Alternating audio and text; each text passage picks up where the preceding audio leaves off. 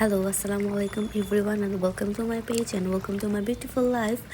So আজকে আমি আপনাদের সাথে যে রেসিপিটা শেয়ার করতে যাচ্ছি সেটা হচ্ছে কাতলা মাছের মাথা ভুনা করব আমি। তো কাতলা মাছের মাথা ভুনা করার জন্য সর্বপ্রথম আমি মাথাগুলোকে খুব ভালোভাবে ধুয়ে পানি ঝরা করে নিয়েছি এবং তারপর আমি হলুদ, মরিচ এবং লবণ দিয়ে মাখিয়ে নিয়েছি। তারপর আমি ফ্রাইং প্যানে কিছুটা পরিমাণ সয়াবিন তেল দিয়ে আমি মাছগুলোকে ভেজে নিচ্ছি এবং আমি ইদানিং একটু কম তেল খাওয়ার চেষ্টা করছি।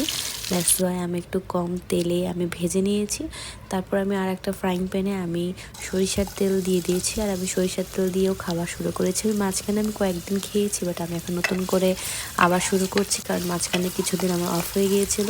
তো সরিষার তেল দেওয়ার পরে আমি তেজপাতা দিয়ে দিয়েছি এবং তেজপাতা দেওয়ার পরে আমি পেঁয়াজ দিয়ে দিয়েছি এবং পেঁয়াজটাকে একটু ভাজতে হবে, কিন্তু ভাজার জন্য আমি একটু সামান্য পরিমাণ লবণ দিয়ে দিচ্ছি যেন পেঁয়াজটা খুব তাড়াতাড়ি নরম হয়ে যায়। তারপরে আমি দিয়ে দিলাম ফ্রোজেন টমেটো এবং কাঁচামরিচ এবং ধনিয়া গুঁড়া, হলুদ গুঁড়া, মরিচের গুঁড়া, লবণ অবশ্য আমি আগেই দিয়ে দিয়েছি। তারপর আদা এবং রসুন বাটা, আমি সবসময় আদা এবং রসুন বাটাটাকে একসাথে আমি মিক্স করে নিই, কারণ ইজি হয়, ইজি ট্রিক্স, ইজিভাবে সব কিছু করা যায়, দ্যাটস ওয়াই ইজিভাবে রান্না করা যায়। দেন আমি সামান্য পরিমাণ কিছু পানি দিয়ে মশলাটাকে খুব ভালোভাবে কষিয়ে নিয়েছি এবং কিছুক্ষণ আমি এটাকে ঢাকনা দিয়ে রেখেছি, কারণ মশলা যত কষবে রান্না তত বেশি ভালো হবে।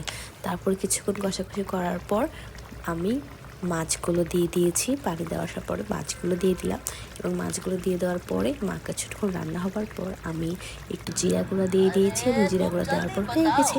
তো দেখা যাচ্ছে আমি এখন মাছের মাথা দিয়ে ভাত খাচ্ছি। খুবই মজা হয়েছিল। আপনারা অবশ্যই বাসায় চেষ্টা করে দেখবেন।